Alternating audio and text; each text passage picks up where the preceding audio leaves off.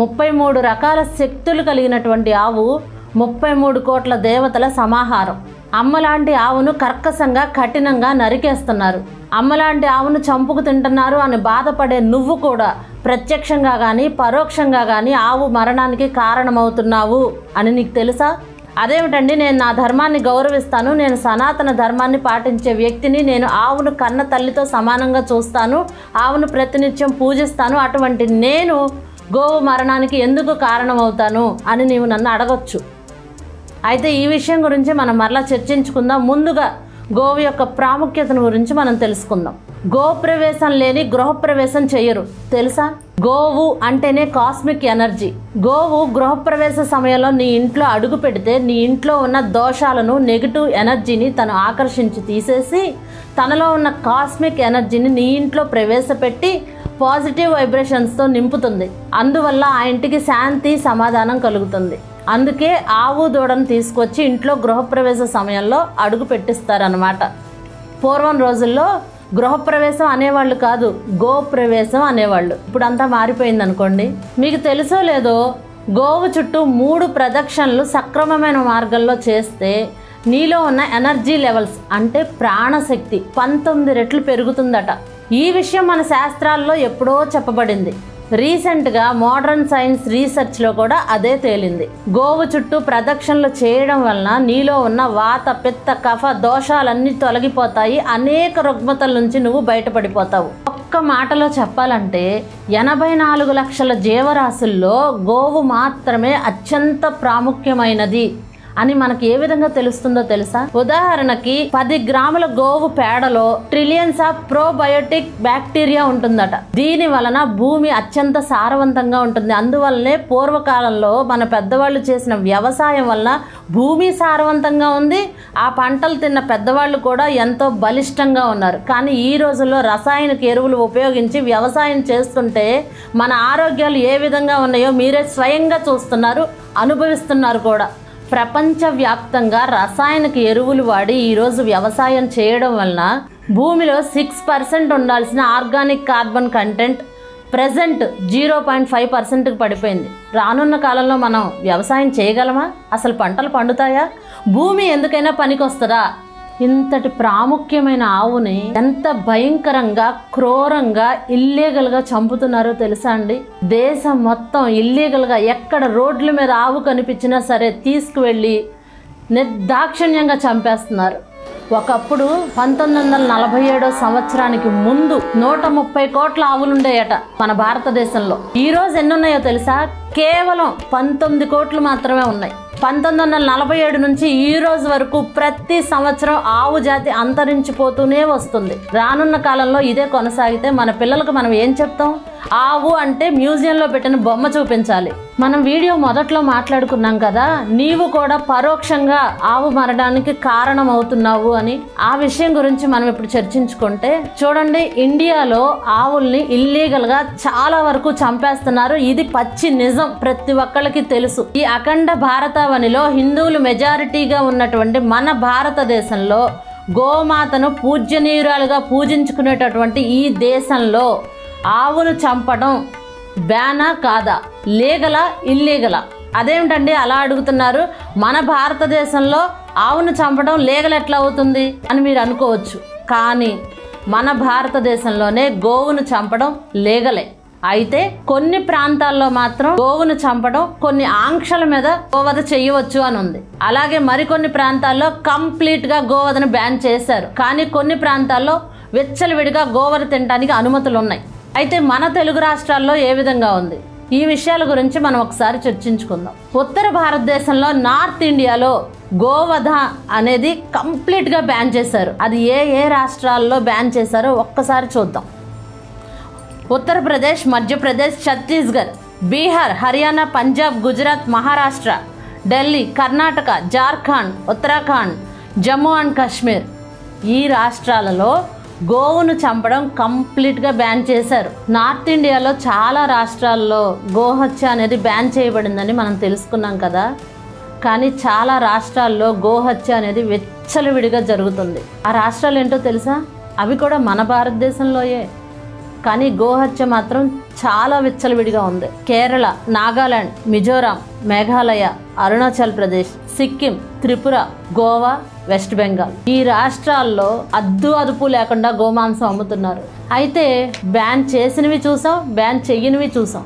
కానీ కొన్ని షరతులతో కూడినటువంటి పర్మిషన్లు ఇచ్చే రాష్ట్రాలు ఉన్నాయి. అవేంటో తెలుసా? మన తెలుగు రాష్ట్రాలేనండి. ఏపీ, తెలంగాణ, తమిళనాడు ఈ 3 రాష్ట్రాల్లో గోహత్య చేయడానికి పర్మిషన్ ఉంది. కాకపోతే కొన్ని నిబంధనలు ఉన్నాయి.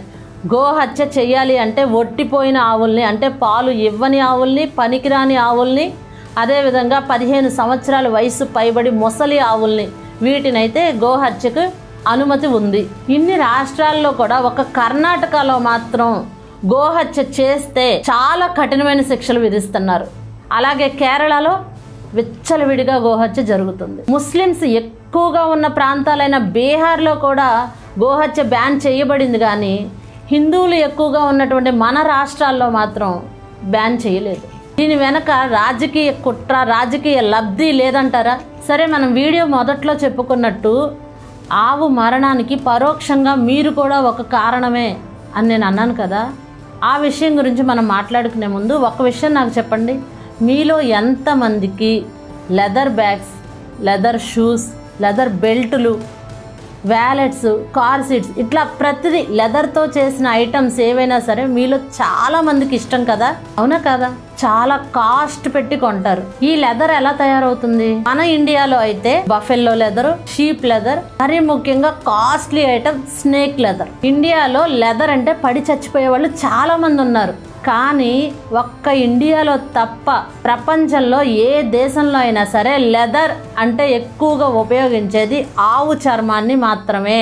సరే, ఆవు చర్మంతో వాళ్ళు ఇన్ని తయారు చేస్తున్నారు, కానీ మనం కాదు కదా, మనమేం వాడట్లేదు కదా అని మీరు అనుకోవచ్చు. కానీ కాదు, అది పొరపాటే. ఆవు చర్మంతో విదేశాల్లో తయారు చేయబడిన ప్రతి వస్తువు ఇండియాకు కూడా ఇంపోర్ట్ అవుతుంది. అవి మనమందరం కూడా ఆన్లైన్ ద్వారా కొనుగోలు చేస్తున్నాం. ఆన్లైన్ ద్వారా మీరు కొనుగోలు చేసే ప్రతి లెదర్ వస్తువు కింద జెన్యూన్ లెదర్ అని రాయబడి ఉంటుంది. జెన్యూన్ లెదర్ అంటే ఏంటో తెలుసా? ఆవు చర్మంతో చేయబడినటువంటి వస్తువు అనే అర్థం. అలా అంటే హిందువులు కొనరు కాబట్టి జెన్యూన్ లెదర్ అని పేరు మార్చి అమ్ముతున్నారు. జెన్యూన్ లెదర్ అంటే ఆవుది చర్మం అని అంటున్నారు. మరి బఫెల్లో లెదర్ అంటే బఫ్ లెదర్ అంటారు, అంతేగాని జెన్యూన్ లెదర్ అనరు. కాబట్టి ఆవు చర్మానికి గేదె చర్మంతో చేసిన వాటికి తేడా తెలుసుకొని కొనండి ప్రోడక్ట్స్ కొనేటప్పుడు. లెదర్ గురించి మనం తెలుసుకున్నాం కాబట్టి ఇక నుంచి మనం లెదర్ బ్యాగ్స్ కానీ లెదర్ ఆవు చర్మానికి సంబంధించినవి ఏవి కూడా వాడొద్దు అని మీరు అనుకుంటున్నారు కాబోలు. కానీ ఆవును చంపిన తర్వాత ఆవు చర్మం మాత్రమే ఉపయోగించట్లేదు. ఆవు కొమ్ములు, ఎముకలు, కొవ్వు ప్రతిదీ కూడా వినియోగిస్తున్నారు. ఉదాహరణకి ఆవు కొవ్వుతో ఏ వస్తువులు తయారు చేస్తారో తెలుసా? మీరు ప్రతిరోజు ఉపయోగించే సబ్బులు, లోషన్స్, లిప్ బామ్లు, లిప్స్టిక్లు, ఫేస్కి రాసేటటువంటి lotion creams, China sunscreen lotions, Korean sunscreen lotions, మీరు తెల్లగా అవ్వడానికి విదేశాల నుంచి వచ్చేటటువంటి లోషన్స్ ఎన్నో ఆర్డర్లు పెట్టుకుంటూ ఉంటారు కదా. ఇవన్నీ కూడా మన ఇండియాలో కాదు, విదేశాల్లో తయారు చేయబడేది ఆవు కొవ్వుతో మాత్రమే. ఇండియాలో అయితే వెజిటబుల్ ఆయిల్ని ఉపయోగిస్తారు. కానీ ఫారెన్ నుంచి మీరు ఇంపోర్ట్ చేసుకొని ఏవైతే ఆన్లైన్లో ప్రోడక్ట్ని పర్చేస్ చేస్తున్నారో ప్రతి ఒక్క ఐటము ఆవు కొవ్వుతోనే తయారు చేయబడుతుంది. మీకు ఒక పచ్చి నిజం చెప్పనా? ఇక్కడ మనం వాడే పేరు మోసిన సబ్బులు ఉన్నాయి కదా, ఆ సబ్బులన్నీ కూడా ఫారెన్లో కూడా అవే పేర్లు ఉంటాయి. కానీ ఇక్కడ తయారు చేయబడేది మాత్రం వెజిటబుల్ ఆయిల్తోనే. కానీ ఫారెన్లో ఆ సబ్బులన్నీ కూడా ఆవు కొవ్వుతోనే తయారు చేయబడుతున్నాయి. ఈవెన్ మన ఇండియాలో కూడా 4 సబ్బులు, మెడికేటెడ్ సోప్స్ ఆవు కొవ్వుతోనే తయారు చేయబడుతున్నాయి. అవి ఏంటి అనే విషయాన్ని మీరు గూగుల్లోకి వెళ్ళి సెర్చ్ చేయండి, మీకే తెలుస్తుంది. మరి మనం లెదర్ వస్తువులు అయితే జెన్యూన్ లెదర్ అని ఉంటేనే అవి ఆవు చర్మంతో తయారు చేయబడినాయి అని మనం తెలుసుకున్నాం కదా. అదేవిధంగా ఈ ఆవు కొవ్వుతో తయారు చేయబడిన ప్రోడక్ట్స్ అన్నింటికీ కూడా ఏమని పేరు ఉంటుంది? అది ఎలా కనిపెట్టాలి అంటే, ఈ ఆవు కొవ్వుతో తయారు చేయబడిన ప్రతి ప్రోడక్ట్కి కూడా సోడియం టెలోవేట్ అనే పేరు ఉంటుంది. ఈ పేరు ఉంది అంటే మాత్రం అది ఆవు కొవ్వుతో తయారు చేయబడింది అని మాత్రమే అర్థం. ఈ విధంగా ఆవు చర్మము, ఆవు కొవ్వు ఇవి మాత్రమే కాదు, వాటి ఎముకలు, కొమ్ములు ప్రతిదీ కూడా వాణిజ్యపరంగా ఆవును ఉపయోగిస్తూనే ఉన్నారు.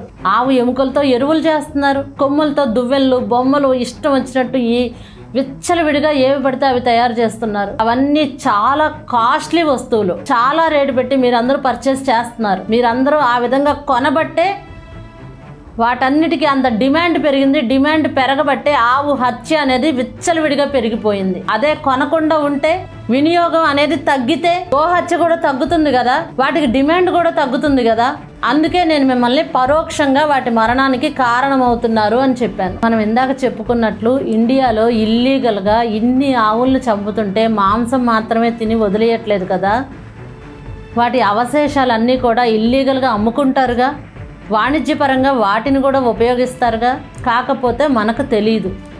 మనం బీసెంట్ రోడ్లకి, మార్కెట్లకి, బజార్లకి వెళ్ళి కొనే ప్రతి వస్తువులను ఆవు చర్మం, ఎముకలు, కొమ్ములు ఏవో ఒకటి ఉపయోగిస్తూనే ఉంటారు. వాటి మీద జెన్యూన్ లెదర్ అని, టెలోవేట్ అని కానీ ఏవి రాసి ఉండవు. వాటిని మనమే తెలుసుకోవాలి. తెలియకుండా అటువంటి వస్తువులను వాడుతూనే ఉంటారు. అది మన చేతుల్లో లేదు, మనం ఏమి చేయలేని పరిస్థితి. కానీ తెలిసి మాత్రం ఆ వస్తువులను ఉపయోగించకండి. ఎక్కడో శ్రీలంక దేశంలో ఆవుని కంప్లీట్గా బ్యాన్ చేశారు. నేపాలోడు ఆవును జాతీయ జంతువుగా ప్రకటించుకున్నాడు. కానీ మన భారతదేశంలో మాత్రం ఆవుకు కనీస గౌరవం మనం ఇవ్వలేకపోతున్నాం. ఆవు బ్రతికి ఉన్నంతకాలం కష్టపడుతూనే ఉంటుంది. అది కష్టపడి పని చేసినంతకాలం పని చేయించుకుంటున్నాడు. అది పనికి రానప్పుడు వదకు పంపిస్తున్నాడు. అది పని చేయలేనప్పుడు ఇన్ని 4 గడ్డి పరకలు పడేయలేమా? లేదు, చంపేయాలి. భారతదేశంలో హిందువులు పూజలు, కానీ కౌ మీట్ లీగలు. నా విజ్ఞప్తి ఏంటంటే, గవర్నమెంట్ దయచేసి రోడ్ల మీద అనాథల్లాగా పడి ఉన్న గోవులకు కాస్తంత షెల్టర్ చూపించాలి. ఆవును మన జాతీయ జంతువుగా ప్రకటించాలి. గోవధను కంప్లీట్గా నిర్మూలించాలి. ఇండియాలో గో సంరక్షణ అనేది జరగాలి. సోషల్ మీడియా తలుచుకుంటే ఏదైనా సాధ్యమే. ప్రతి ఒక్కళ్ళు దీని మీద స్పందించండి. ఈ వీడియోని అందరికీ షేర్ చేయండి. మన గోవుని మనమే కాపాడుకుందాం. అందరం కలిసి నడుద్దాం. జై హింద్.